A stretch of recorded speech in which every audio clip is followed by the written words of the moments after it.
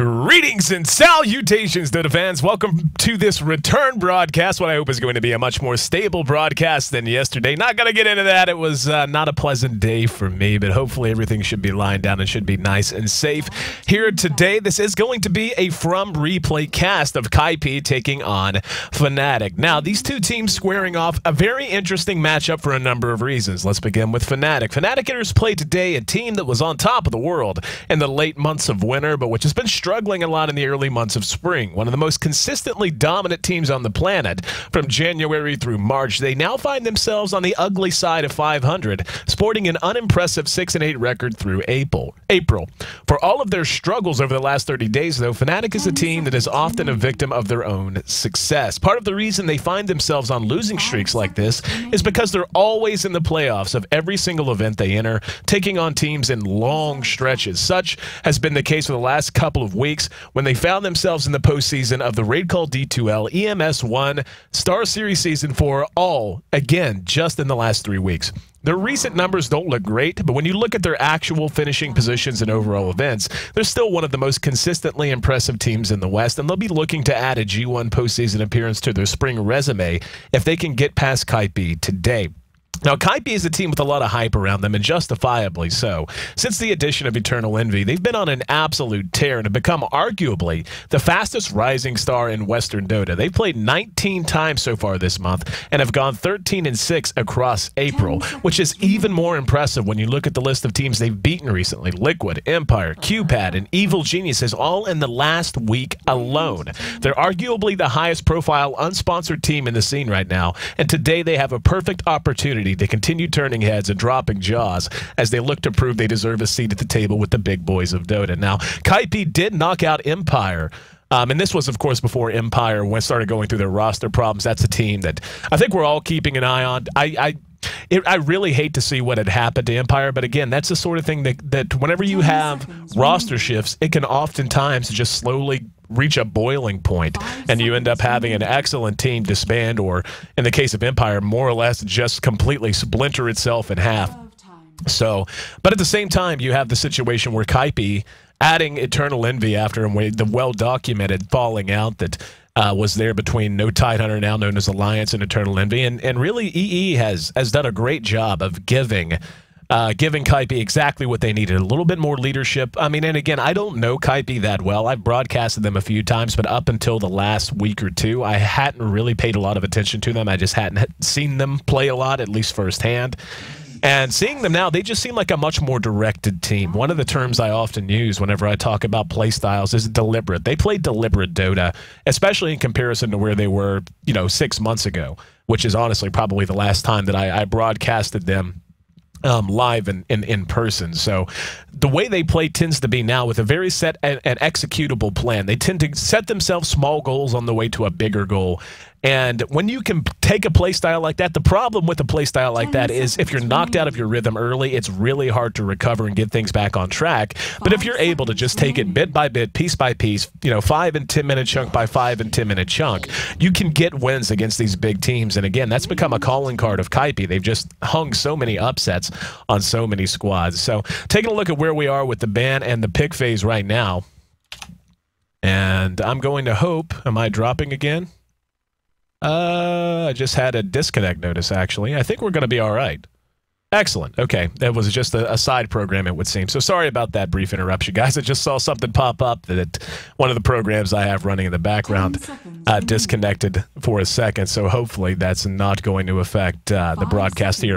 But moving on, back to the draft, the ban and the pick phase for Kaipi and Fnatic. We can already see Fnatic taking out the Bad Rider and the Keeper of the Light. Wisp and Magnus taken out by Kaipi. Kaipi does land themselves a Nyx Assassin. That allows Fnatic to pick up a Lifestealer and a Bane. So that Bane pickup coming out maybe a little bit early for Fnatic. That's a hero they're very comfortable in running and a hero they do run very consistently. Probably the big reason they pick him up here is just to make sure Kaipi can't get their hands on him. And when you're talking about heroes that are really good counters to Lifestealer, and wow, they're actually not going to take the Shadow Demon. Shadow Demon is one of the more excellent counters to a Lifestealer and would have fit in well with any lineup they wanted to put together based around that Nyx Assassin. Instead, they opt to grab the Leshrac and the Prophet, and that's fine. I have no problem with that.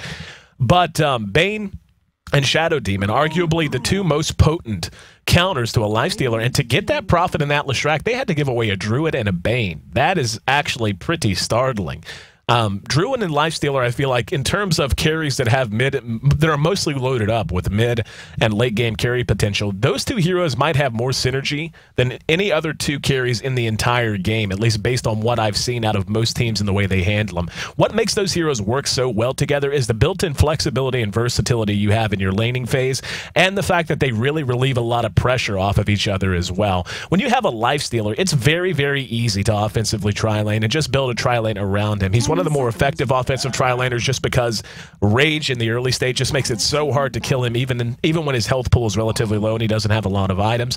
And if you can offensively tri-lane and do so effectively, freeing up safe lane farm for the lone druid, that's almost always going to be your most optimal situation. So with that pickup, they're going to have a chance to pick up another support here to go with the Bane if they want to. Looking at Kaipi, when I look at what they have, obviously push and split push is going to be the order of the day. What I worry about, though, is, I mean, they're going to be able to get themselves a carry and give themselves some late game potential. In fact, the last time I broadcasted Kaipi, we saw Eternal Envy play a very, very potent anti-mage. So that's something they're comfortable in doing as well, and that honestly would probably fit in quite well, given that anti-mage is a renowned split pusher in his own right. Then you have Leshrac and Prophet, the global presence of Prophet with the inherent push potential of Leshrac, especially early on if you want to try to take an early tier 1 tower. That would allow them to just play a map control kind of game. And again, that kind of comes into what I was talking about, the way that they seem to play, or at least the way that they seemed to play the last time I broadcasted them, is they set small goals that are 5 and 10 minutes into the future instead of just having a big overarching plan. And so long as they can keep those dominoes falling, they tend to be in pretty good shape. And they do have some playmakers on their team as well. I mean, Envy's not bad, but I was really impressed with the Rise the last time I had a chance to see him. Landed one of the best reverse polarities I've ever seen in competitive Dota. So, looking at the bans as they continue, Fnatic takes out the Clockwork. They don't want to have that hero there to counter the Lifestealer. And, they don't even have to worry about the Shadow Demon. Now, in fact, Shadow Demon would work really well for them if that's the direction they wanted to go. The Leshrac already picked up by Kaipi. That's a hero that does synergize really well with Bane and Lifestealer in particular. Lina might be a support option they want to look at if they're not in the mood for the Shadow Demon. But I'm still just a little bit stunned that Kaipi opted to skip the Shadow Demon against the Lifestealer. Shadow Demon's ability to just disjoint Lifestealer's entire chain of initiation is remarkable. The fact, what he tends to do is wait for Lifestealer to use open wounds on a target, which is, it's always the same with an LS. Lifestealer just wants to tunnel vision one extremely high priority hero, open wounds, rage, get on top of them, blow them up as quickly as possible. That's why you see Lifestealers almost always build an armlet. And then when the rage wears off, fall back, get out of the fight, wait for rage to come off cooldown, then do it again. But what a Shadow Demon can do is wait for a Lifestealer to commit to rage and to open wounds a target, then disrupt that target as he throws out Demonic Purge onto the Lifestealer. And all of a sudden, you have a Lifestealer who can't get on a target. He can't really retreat because he's slowed so badly. Rage doesn't help because it goes through magic immunity. And, but yeah, I mean, as we saw, Kaipi just opting not to go that direction. They are going to grab Tinker, though, so you want to talk about a little bit of global presence, a little bit of split push potential. They got it in heaps. Prophet and Tinker alone make it very, very difficult to turn your back on Kaipi at all. And they're still looking for a carry. And, I mean, a Void could work as well. Honestly, at this point, they may as well go with an anti-mage. Just say, you know what? We feel confident in our ability to punish your positioning with every hero we have, basically. Nyx Assassin, the only exception to that. Nyx Assassin, though, he plays into it in a different way. I mean, Nyx Assassin, if he gets a quick 6, if he stays on par with levels, if he gets the items he wants early on, he's a hero that can force the enemy to play a little bit more cautiously than they would like to. And playing cautiously, staying grouped up, staying in tighter packs is the way to open things up for abuse by split push. So, I mean, it all does work together for Kaipi. The only problem I have is if they stall out at all, if when they get going, they lose their lanes, or they end up breaking even in towers in the first 25 minutes as opposed to taking a lot of towers. And now with the Night Stalker, that's even more ability for Fnatic to just deal damage to Kaipi early on with relatively few items.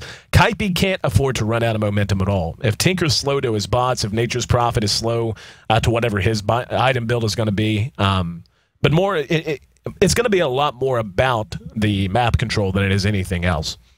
And if Fnatic's able to at least stalemate them in that regard, keep their towers up and keep things stabilized, the Lifestealer and the Lone Druid are going to be able to farm their way to beating any carry they pick up here. I mean, Tinker is kind of a carry in his own right just because of the fact that Rearm allows him to chain hex. I mean, if you want to buy a Dagon, you want to talk about a lot of magic damage you can have off of Rearm and so on and so on. But in terms of just a get in your face and throw a punch kind of a hero, Kaipi will be picking one now. But they're not going to be able to go toe-to-toe with a Lone Druid and a Lifestealer and a... Oh, okay. It's an Ursa. That's fine. And that's okay. I mean, all that does is that's Kaipi saying to Fnatic, yeah, we are all in on the 30-minute mark, basically. Ursa, I mean, he's a pub stomp hero for a reason. The hero can get completely out of control if he's handled correctly. The only problem I see with this, though, is, again, Kaipi has a team that doesn't have any real form of initiation, any real solid form of initiation other than Ursa face tanking in. They don't have a reliable way to deal with the Lifestealer when those two go toe-to-toe. And Night Stalker is going to be able to silence the Ursa. So when I look at how Kaipi is going to look to take these fights, they're going to want to split push and open the map up. But at some point, they're going to have to fight. And I feel like, I mean, and Bane in and of itself is a counter to Ursa in a very big way. And now with the Undying picked up, it's just basically the rich getting richer. Undying makes it almost impossible for Kaipi to stand and fight, even with March of the Machines. March of the Machines is a pain in the ass, but so is Tombstone. And with Tombstone, it's going to be useful very early. Undying is not going to be particularly all in on levels or anything like that. Oops, and hang on.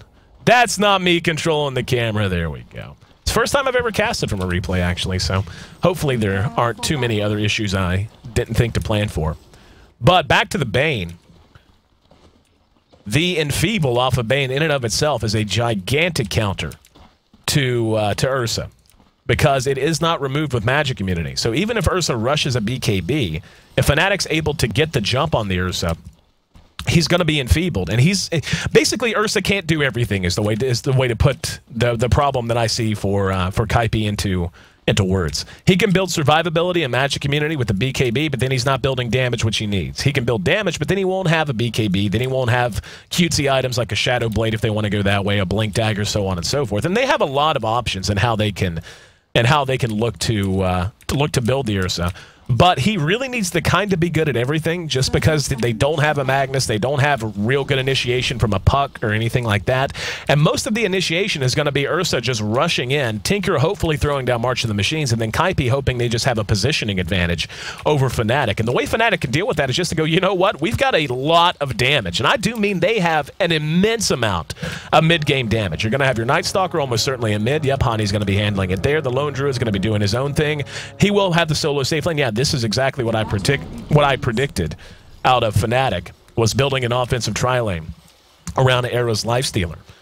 And this tri-lane, it doesn't even have to go that excellently. If they just break even, it's going to be a win for them because the Druid's going to bring push power of his own no matter what he builds. Would imagine it'll be an armlet into a Maelstrom sort of an approach. And yeah, this is just a worrisome draft for Kaipi for me.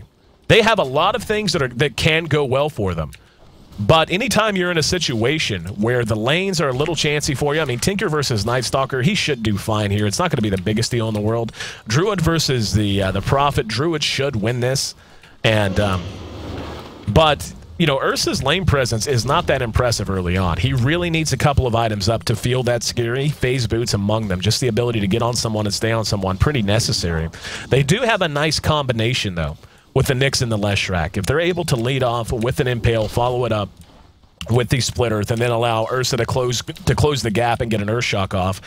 But again, the big problem with that is they just have so many ways to make it hard for Kaipi to fight. Tombstone will probably be level 2 for the Undying. And then Era, who still has a place to point, most likely will get 1 point in open wounds and then 1 into rage. And at that point, it's just so hard for them to lock Era down in particular. And so long as No-Tail and Fly stay in a good position, Era should be able to rage his way out of any trouble or pick their moment and engage correctly off of that. So this is going to be a very active defensive tri-lane for Kaipi, and a very important one. Ursa cannot afford to get off to a bad start. Pylai Dai doing a great job of mana burning No-Tail down. And if he can continue to keep No-Tail's mana pool low, that's going to be a huge win for Kaipi. Just take away the threat of the Tombstone going down. He's not even level 2 yet, so they don't have to worry that much about it, and he has shown that he did take Decay first. But any mistake, really, out of Kaipi could put them miles behind. Haven't run through the lineups yet. Believe I will. Don't think we're going to see a fight anytime soon. We're going to have Zizou handling our Leshrac. Tinker going to be played by Arise there in mid. Pylite Die going to be handling our Nyx Assassin. Eternal Envy handling the Ursa. And it looks like Bybone going to be handling our Nature's Prophet up at top. On the other side of the river, Bane going to be played by Fly. Undying will be handled by No Tail.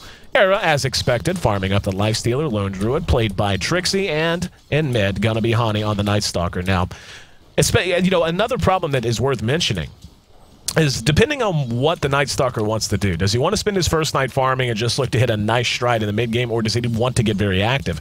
He's going to be able to get active very confidently at the 6-minute mark when the sun goes down, if he wants to. He doesn't have to. This tri-lane should do just fine against Ursa. And yeah, we can already see 12 last hits to 6, and this is not likely to get any better for Ursa so long as Fnatic doesn't make a mistake. If they play stable, they don't allow Eternal Envy the chance to use Overpower, to use Fury Swipes, and et cetera, et cetera. If they're able to do that, Eternal Envy's not going to be off to that good of a start, at least in comparison to Era. Top of the board, on the other hand, is going to be dominated by the Lone Druid, and that's what we expect to see. Nature's Prophet, not doing bad. He's got 11 last hits at this point. But the Druid should just basically get harder and harder to deal with as bear levels up. So that's probably going to be either a mark for Kaipi to begin bouncing the Druid around, looking to make something happen in this bottom lane, or to just send him right to the jungle if it gets to be a little too hard to deal with. 3.5 minutes in. And there's Overpower charged up by Envy. Waiting to use it if he can. He's just going to use it to get last hits, and that's quite fine, really. So long as he's overpowered like that, Fnatic really has to be careful. There's just so much damage output that they would have to eat if they happen to make a mistake and get caught by a stun. But so far, very, very quiet. Here in mid, we can see Tinker is winning. He's ahead 19-17. Doing quite well, but Hani is not being interrupted out of his farm hardly at all either. So the top of the last hit board dominated by the heroes you would expect to dominate it. Again, of all the farming heroes, though, Envy is having the most trouble right now. He's missed a couple of last hits he didn't really need to miss. But in the end, that's not going to be the make or break. What's probably going to determine the outcome out of this lane more than anything is the first time Prophet decides to come down, or if No Tail decides to drop, do something like this. He's got an invis. If they're able to catch a hero napping here, get a tombstone down and get a good engagement off, and just get a kill, that would be enough to really set Kaipi back. And we can see No Tail is going to go ahead and come out here. They're thinking about it. He's body blocking him a little bit. Just letting him know, yeah, I'm here, bro. You can't see me, but it's cool. Always watching over your shoulder. 5 minutes in, still nothing much to report on the front of kills here in mid. Taking a look at Arise's build. He is maxing Laser with just 1 point into March of the Machines, which I don't mind delaying maxing out March in this situation when, by all accounts, it seems like it's going to be a very quiet early game. It gives you a little bit of more ability to mess with your matchup in mid. The miss percentage that comes off of Laser Beam can rob a few last hits. Of course, Era actually manages to take that away from him. But it can actually allow you to not only do damage, but to mess with their last hits. We can already see Hani having to use up what remains of his regen. Does have a bottle. Arise is either crowing it. Yeah, he's crowing it. So he's got his own bottle up. But very important for him, as he should be on his way to a very quick Boots of Travel. And that's going to open things up along with the global presence. And here's the tombstone. They're going to go for it. Era eats all that damage. Here's the Earthshot bit. Remember what I said about the rage? Oh, Envy. Yep. First blood, going to go the way to No Tail. And yeah, Prophet just can't do anything at this level. He's got 1 point into Sprout. But good split Earth from Zizou. They just don't have the damage. With Ursa gone, there's just no damage they're going to get. Oh, good Impale! Pylite died, just bailed his buddy out and pulled off the body block as icing on the cake. Here comes Envy. But, at any rate, we've got a dive on Arise in mid. Hani's going to clean him up. And will be able to make it away with 32 hit points. So Tinker does end up dropping. We can see the deaths on the board belonging to the Prophet, to the Bane, and to the Leshrac. But yeah, that's what I was concerned about when I saw the way this lane was going to work out for them. And we saw it in practice there. Era, as much damage as he ate from the Fury Swipes, or excuse me, from the Overpower, And, well, in conjunction with the Fury Swipes. It just wasn't enough to burst him down, and he was able to rage through everything else. And to say nothing of being able to heal up off of open wounds to begin with. So this lane, which was already a little sketchy to begin with, is going to be a little bit more chancy now. Prophet coming down and dying certainly doesn't help much. And we can see in the net worth, the top 3 all belonging to Fnatic, and now they're going to go ahead and engage again. Pylai die. Pops the Carapace. Don't think it's going to matter. Yep, he's dead for sure. Undying, going to take that kill. And these are the kind of mistakes they can't make. And now, yeah, here's Hani, and this was kind of what I anticipated too. He's going to be free to do this, and do so really easily. There's the silence on the Ursa. Now what's he going to do, really?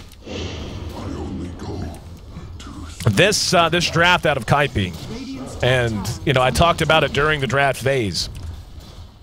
They have the ability to do some things really well. The problem is, with that Ursa pickup, they're all in against the lineup that can do so much damage at this stage of the game. And, you know, it's a good draft out of Fnatic, but to be honest, it's more of a outdraft by Fnatic. Oh, wow, Hani might actually end up biting off more than he can chew. He will be cleaned up, so diving into the Tier 1, sometimes it works out. That time, not the case.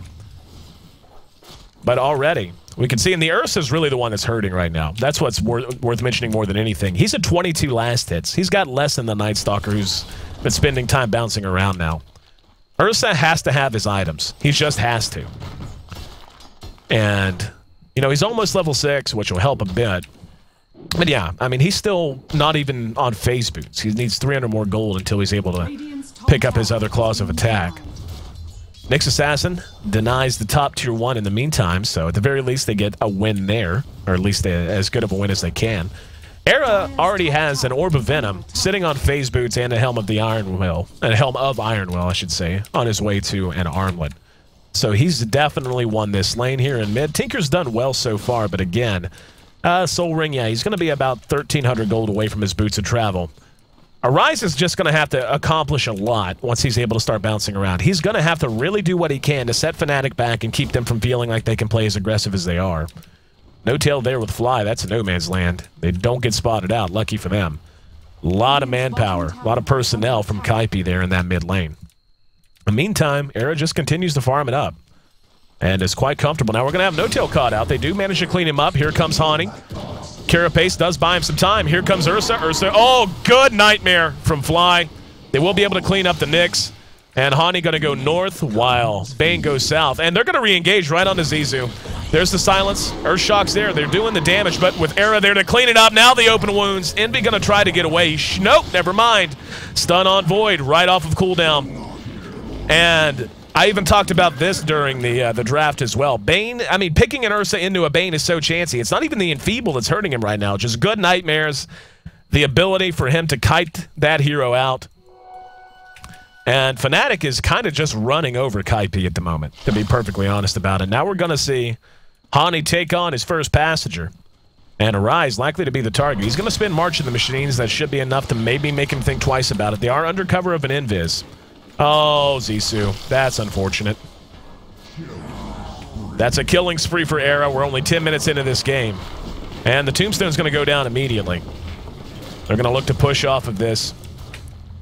Everything going the way of Fnatic is there now. Wow, that's a bizarre Tombstone placement, actually. Didn't think that was in tower range, but it was. And Hani going to eat a rocket before he TP's out. And looks like Pylai Die's been spotted out. Trixie doesn't have a lot of health, but they are pursuing him. And Carapace is down, but I don't think it's going to matter. Right now, the movement of Fnatic is just much better. The draft, much better. The execution, much, much better. We're at 11 minutes in, and the goal graph not looking like a happy story for Kaipi. 5,000 to the advantage of Fnatic, coming up on 5,000 experience as well. And Envy still sitting on brown boots and a blade of attack. Or claw of attack. That's, you know, really just unfortunate for him. Fnatic showing, and this is, you know, a hallmark of Fnatic as well. They draft strong, they play aggressive, and this is right in their wheelhouse too. Wow, Tombstone gonna go down. No tail. Whoa, dodges the impale. Stutter steps it. Gave him the old juke in the tree right there. Said, nope, oh, I can't draw on the map in replay mode. That sucks. Didn't know that. But anyway. Manages to make it back to safety. In the meantime, Envy looking to get a little bit of gold going. Wants to bring down the tier 1 bottom. We'll see how Fnatic wants to react to this. They're going to glyph it. It's still at just above half health. Armlet is done on Era in the meantime. His bottom tower is under attack. And they glyphed it and slowly making their way over. Here comes Hani. He's going to find himself a haste rune. No better rune, arguably, for a Night Stalker. They're going to get here in time to deny it. And they should, yeah, now it's in deny range, so. It shouldn't be too much of a problem. They need to take down the catapult. There's another shot. Yeah, there we go. And the tower denied, so 1 deny for 1 deny. Tier 1 top for tier 1 bottom. Taking a look at Bybone, it looks like he does want a Midas, actually. He went phase straight up to Bassi. Now he's added a Glove of Haste. Now, I mean, I guess he could do something else with that if he wants to. He could even go something like a Maelstrom. I haven't seen that in a long time. Seeing a Furion pick up a Maelstrom just to give him some extra pushing power, but it is something that is an option to keep in mind, or of course could just be the minus. Hani, his farm not spectacular, but then again, he's a Night Stalker, so he doesn't really need that at this phase of the game. He's got a Bracer and a set of phase. Bane sitting on his Arc Boots. Nice piece of blue boots to have for him. Our Leshrac sitting on brown boots. Not a whole lot to talk about. Now Trixie is banking his gold. We'll see what he wants to pick up. He's added phase to his inventory to go with his Orb of Venom. But what I want to know is what item he plans to pick up now. Given how far ahead Fnatic is right now, they might end up getting a Radiance. I hope they don't. I actually hate that item on Lone Druid. And I feel like I was ahead of the curve on that. I was bitching forever that the Radiance first standard Lone Druid build should fall out of favor and was going to fall out of favor. And it finally did. Much more typical to see Armlet into Maelstrom now. Just gives you such an easy way to transition through the mid game and into the late game. Gives you push power, allows you to abuse Demolish really, really well with the bear. But everything seems to have settled out, at least for a little while. Taking a look at Ursa, finally he's got himself a set of tier 2 boots. Those phase are up. He's going to begin the long road to his next item. And Fnatic going to try and make that road a little bit longer as they're under cover of smoke. Moving down to bottom. Just Envy here. He is under his tier 1, so he will have TP reactions if he wants them. And, yeah, it looks like Envy, this is just good game sense. Just sensing, you know what, I can't even be out from under my tower right now. He's going to go ahead and back off entirely. Here in mid, Hani, looks like he will be grabbing a BKB. He's got an Ogre Club on the way to it now. And in the meantime, Fnatic trying to just strangle them out. Pylite Die is going to spot Trixie and No-Tail here. And there's a TP coming in. No-Tail caught with Vendetta, and that's a very effective gank, well executed from them. But it may end up costing them a bottom tower, as Era and Fly are already there, and there's one rotating down in Hani. So they get the kill, but it's not a particularly high priority kill. The Undying is not a hero that's a big worry for them right now. And this is kind of what I was talking about during the draft and what I worried might happen to Kaipi. They have run out of steam. We're not seeing Tinker bounce around the map and split push. We're not seeing Prophet being super active. I mean, we saw a nice gank there, but they need to do a lot more of that, and they need to start pressuring towers. Because the map control is going to be going the way of Fnatic very soon if they don't. And we can see the Bears actually stealing. Yep, just stole some of the Ancients. Pylite Die gonna come up short with the Impale. And that tanky-ass bear gonna make his way away. He will be getting a armlet, by the way, so that makes me a happy camper. He's already got his Helm of Iron Will and the Glove of Haste on the bear. Back to the Prophet. He did go Midas. Now, getting a Midas this late's okay. It's not the end of the world. But I don't know what the purpose of the phase in Bassi before Midas was there, really. I don't know that the movement speed from phase or even the extra damage really helped him out that much. Might have been much better served getting up a Midas and just letting that investment begin to pay for itself back a little bit earlier. Taking a look at the last hits, we can see the top two do belong to Fnatic. That's Lone Druid and Lifestealer. And the problem is, it's not just that they have the top two. They have the top two by a lot. It's not like, okay, 115.93, then like 89. It's not that at all. 65 is the next highest on the board for Kaipi. And that's as that number inflated by Creep CS. We take a look at the net worth. Yeah, that's kind of the story of the game right now. Eternal Envy being more than doubled up in net worth at this point by Era. And Era's going to go ahead and grab himself a Sange. We'll see what he wants to do with it, if he wants to get a halberd or possibly just an S and Y. Don't mind the S and Y build. A little weird to see it to come out without drums, or a little different at the very least. But Fnatic now moving down to bottom. They want to try and bring the bear down. He is going to be grabbing a Vlad's. It would seem he's got Bassi and Ring of Health. And Fnatic just trying to wait this out. Got to give Eternal Envy credit. He's struggled quite a bit. There's the Fiend's Grip. Tombstone's down. Here comes a TP reaction, but Era should be able to blow him up, and he will. And there's a Sprout that's off the mark. Tried to cast Sprout on a magic immune target, so it just went off. Did not hit the target. Zisu's in trouble. Tombstone doing its work.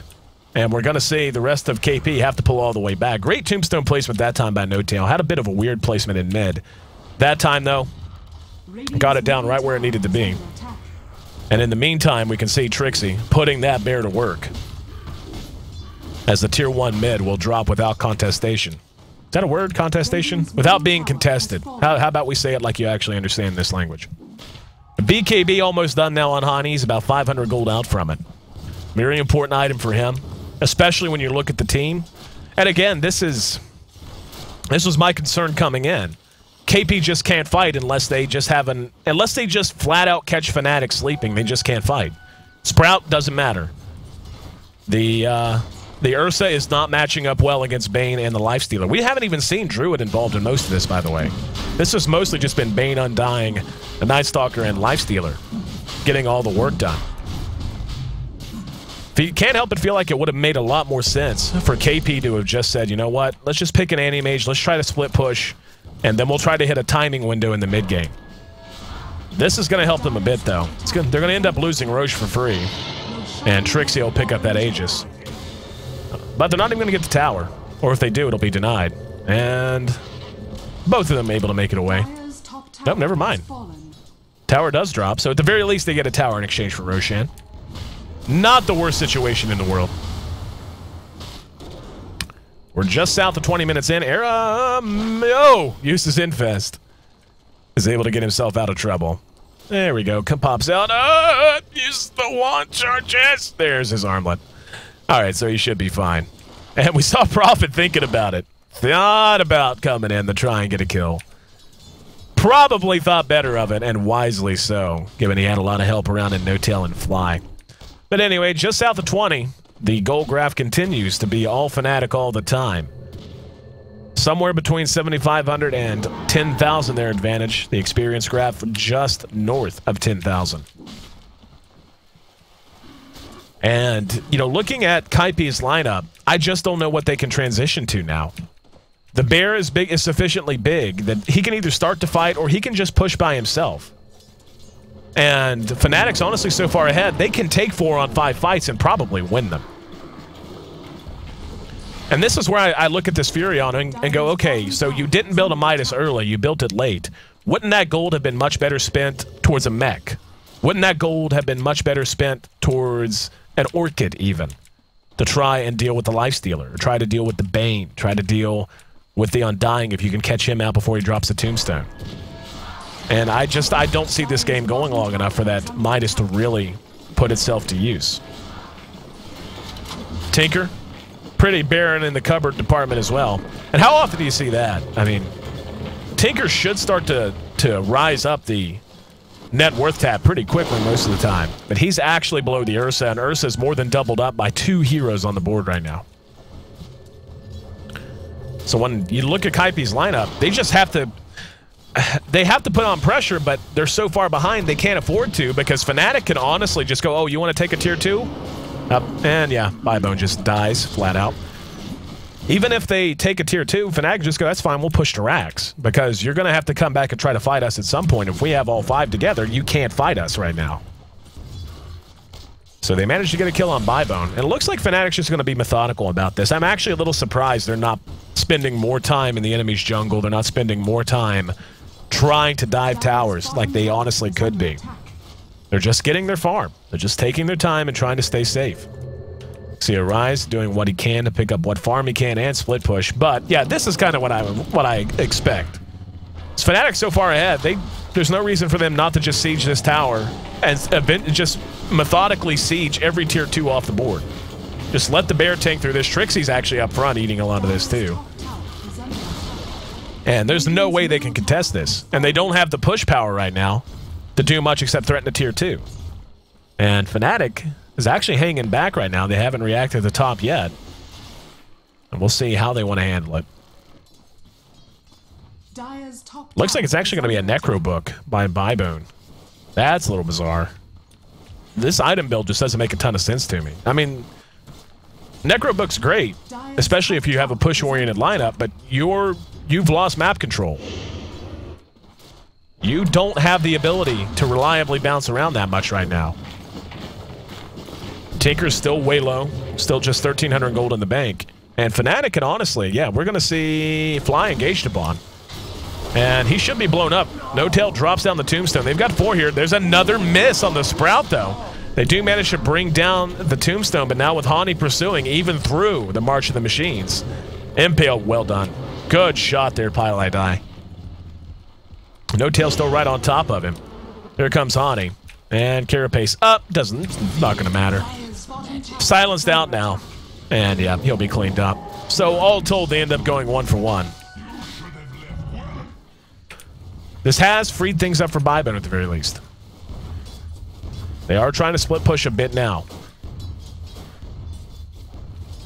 And I hope he can put this Necro book to work. I really do. Dire's bottom tower is under attack. TP should be enough to ward him off.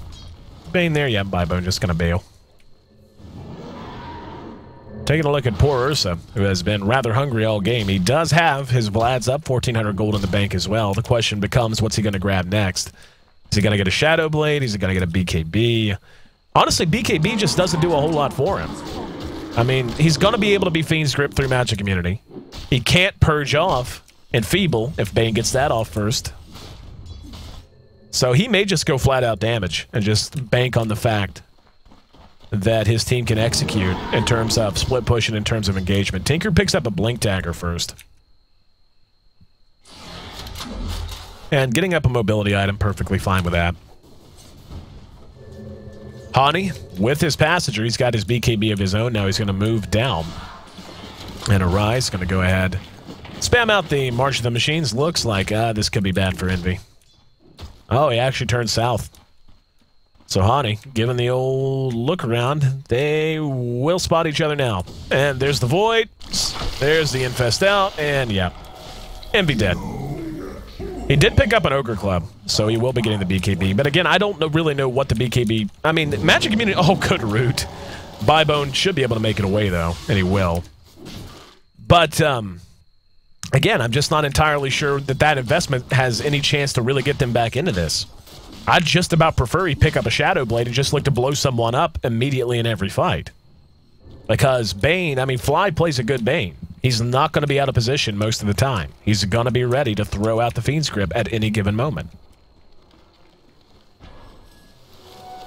But for now, 25 minutes in, the game goes on. Bybone still sitting on level 1 Necro Book. They've got 2. Here around Fnatic. Pilei spotted out. Down goes the Tombstone. He will use Vendetta.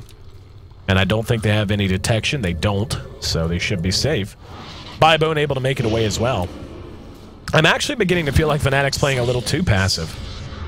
And, I mean, yeah, they're moving together and they're getting kills, but they could honestly just be sieging the remaining tier 2s. And I don't think there's anything Kaipi can do about it. I mean, the most they'd have to worry about is a split push. But even then, again, if they're going to split push, fine, let them split push. Just push to their racks. They're just that far ahead. Gem now picked up on Hani, so Vendetta not going to be able to get Nyx Assassin out of trouble anymore. Halberd was the choice for Era, by the way. Don't mind that. Gets an Ursa. Ursa, the entirety, more or less, of the damage output that Kaipi's banking on at this phase of the game, and especially going later. If you can take him out of the fight, take him out of the fight. Boots of Travel, actually, to pick up on Trixie, too. That's fun. And instead of going Maelstrom, he picked up a Basher for the Bear. So definitely a mid-game oriented kind of a build. They want to fight. They want to fight early. Roshan should be back up here relatively soon. Druid did have his Aegis Fade. It looks like he's actually going to be getting a Vlad's of his own. So definitely going all in on the mid game with the item build. Mech should be complete on No Tail at about 700 gold, so he's making good progress. Fly hasn't added a whole lot. And we're gonna see. And this is, you know, this is what Kaipi has to do. They can get a kill on the Druid that's uncontested. It'll be great for them. And they certainly will. In the meantime, though, they managed to pick off the Prophet. And now it's a question of who can push faster. And the answer is going to be Fnatic. They should look to push the base here. I'd be surprised if they did. Yeah, they're just going to go for it. TP reactions coming in. There's a DD pop. The Glyph will be used as well.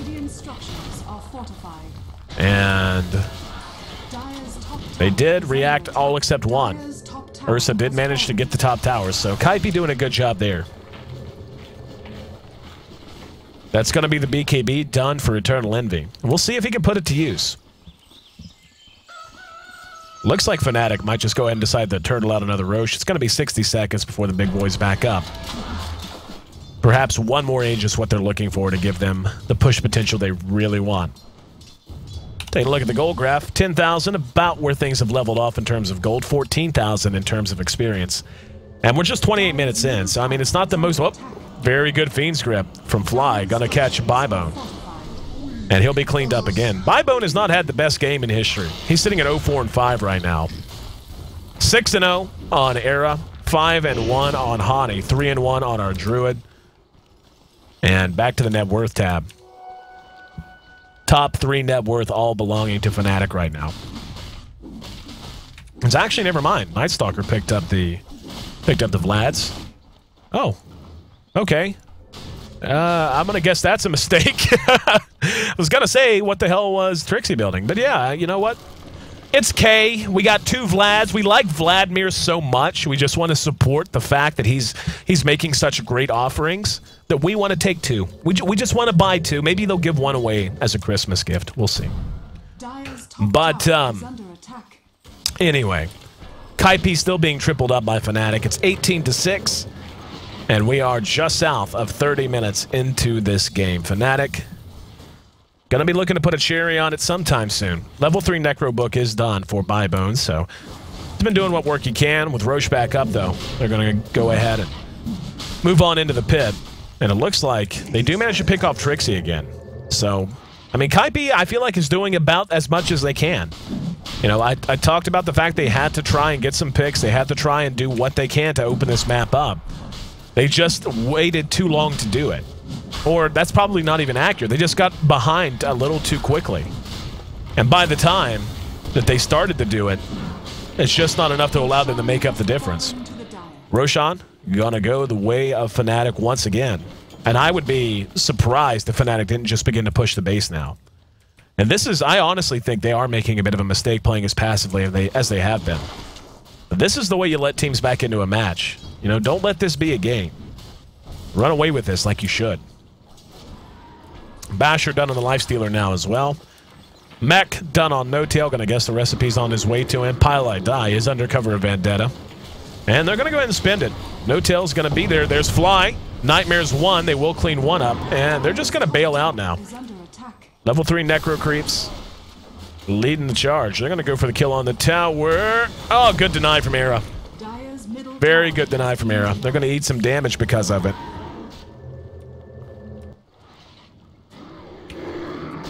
Taking a look at Envy. He's been anemic all game, sitting at 9,000 net worth. He has made up some of the difference. At one point, he was being doubled up, so it's not quite as bad as it was.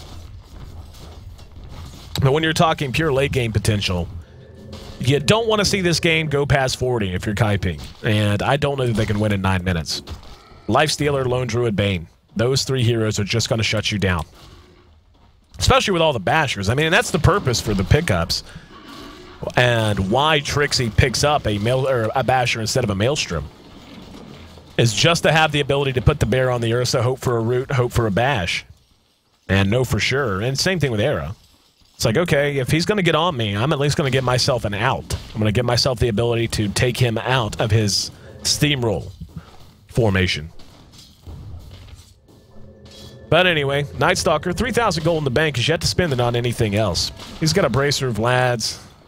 And Phase Boots. We'll see what he wants to grab up. He may just get a Scepter. Wouldn't mind that at all. And wait for the next night to just go Berserk. He's about 1,200 gold away from that if that's the option he wants to pursue. Leshrak's working on a BKB of his own. He's got an Ogre Club, but not much else. Keep an eye on Bybone. I want to see what his next pickup's going to be.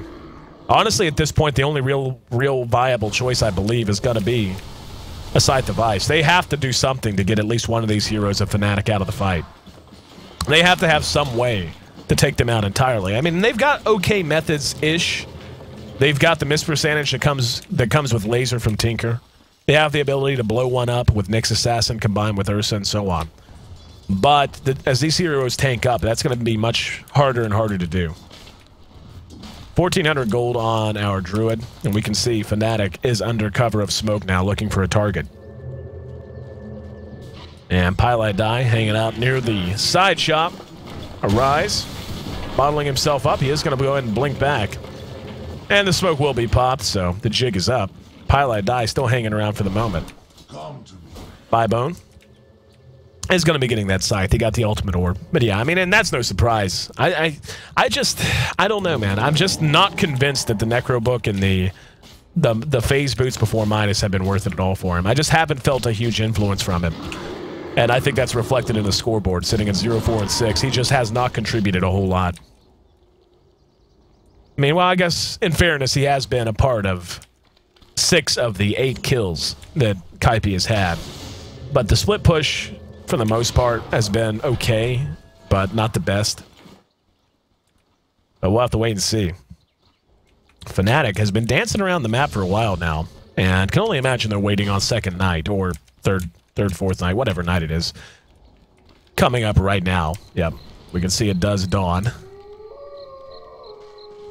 And this should be the mark for them to go. The Aegis is going to have, not a long time, another 2 minutes. If I'm in their shoes, I just push down this tier 2 bottom and push to the racks and look to get something out of that Aegis. Pushing into March of the Machine is very difficult to do, of course. Wow, they're just going to pursue him out. And yeah, Arise, little bone, buddy. Tombstone tears down trees. Tried to be cute. Just didn't work out. Now, does he have buyback? If he doesn't have buyback, oh no. That's horrendous. Yep, it's going to have to be a base race. That or they need to TP right now. Like, they need to be coming home right now. Nope, they're going to base race. Glyphs popped. They're not going to push as fast as Fnatic. Yep, and Fly's actually going to go back. And that's a little bizarre, actually. I mean, not that it matters. I mean, they're going to end up getting the tier 3, but yeah. At this point, Fnatic can just take 2 sets. I don't know why they wouldn't. They're going to look to keep their own up as a priority, and we're going to see Pieliedie caught with Fiend's Grip. Trixie was nightmared as well.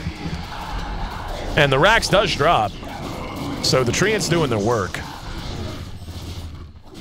That was a bit of a bizarre choice to me by KP.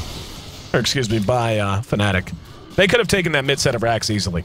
Easily. Just rotated up, taken down the tier 3, and then the melee Rax out of mid, and probably still had a chance to maybe defend. As is, though, it's 20-8. KP is hurting. Rax for Rax, an exchange they're not going to be super happy about, but it's better than nothing.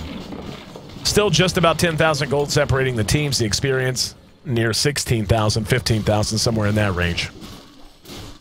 But, you know, the problem, if you're KP, if you want to trade Rax, that's fine, but it actually hurts you more as a team that's trailing in gold and is trailing in farm to lose a Rax than it hurts Fnatic. So even though, obviously, it's better than just losing your Rax for free,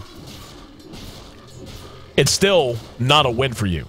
It's not even a break even, because you are actually hurting more from that than Fnatic's going to be. And yeah. And Arise, buddy. That's 2 mistakes he's made. And without him there to fight, they honestly cannot fight without March of the Machines. There is no way that they can effectively contest a 5-man push from Fnatic without March of the Machines. They just can't. So that's twice now that Arise has died when he really couldn't afford to. And we're going to see a blink out here. They're going to catch Pieliedie. He will be brought down very easily. And yeah, I mean, that's GG. Tinker does have buyback. but they're not going to be able to trade mid-racks this time. No way. Turtle Envy and company not going to give up. They do get a return kill on Era, so that's at least a step in the right direction. And the rack's now naked, but still. 2 sets of racks down. Zissou just blown up. Just ran into a big blue dude and a big old flesh golem. Back to our net worth tab. It's been the same 3 at the top basically all game. Prophet has made up some... Hey, he actually jumped up in there. Good for him. Oh, hang on. We are going to have a couple caught out here. They do manage to grab Envy. Gonna guess it was the Fiend's Grip. Yeah, it was. Buybone buys back. Envy does not have buyback. Druid, in the meantime, has completed a Cuirass. But this game should be reaching its conclusion relatively soon. I'm actually surprised that Kaipi hasn't just called it. It'd be one thing if they had 2 carries instead of just the Ursa. That'd be one thing, but no way an Ursa's going to out-carry a Lifestealer and a Lone Druid. No way. Especially with a Bane, which has been played very effectively by Fly. Fly has been excellent in his positioning and in once he had the Blink Dagger up and taking chances, so on and so forth. They're going to go ahead and rush around. Fly is out front with no tail. And here we go. Ursa back up at 4 seconds. They'll probably contest one more fight. And there's a Scythe of Ice used on Air. Let's see if they can make something happen. BKB popped on Hani. He's going to engage onto Arise. Arise is going to be blown up. In the meantime, Mech gets him back up and fighting. Buybone and Zissou got to fall. Not much they can do. And Ursa mauling on his brethren, but not much else accomplished. Not a single kill picked up there. Fly doesn't have Fiend's Grip, but he doesn't need it. And the GGs come out. 38 minutes it took them in a game that honestly was in Fnatic's control from the draft. And Kaipi, who has shown proficiency in some creative drafts, I'll be honest, I just did not like the way this game was drafted at all. From the moment the lanes were put together, it was just about a given that unless they dominated early, they had to end the game by 30 minutes, and they just picked it into so many heroes that counter Ursa. I mean, hell, Undying counters Ursa because of the slow on the tombstone. Night Stalker counters Ursa.